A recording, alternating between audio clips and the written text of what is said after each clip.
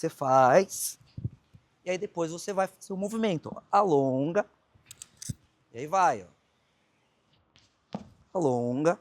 Primeiro detalhe, subir a perna. Segundo detalhe, empurrar a barra. E o terceiro, a posição final que a gente treinou. Aí depois tem o processo de descida, que é o pé para frente, depois ir para cima, empurrar com o braço esticado e voltar aqui.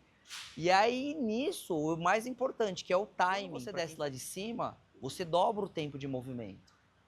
E é isso que vocês vão dar a informação para o cérebro de vocês, que não é a mesma coisa você fazer o primeiro movimento.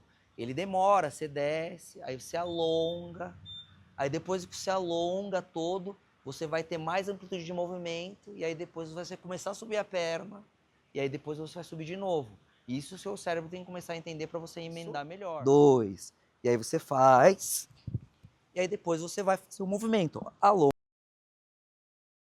Alonga, e aí vai, ó.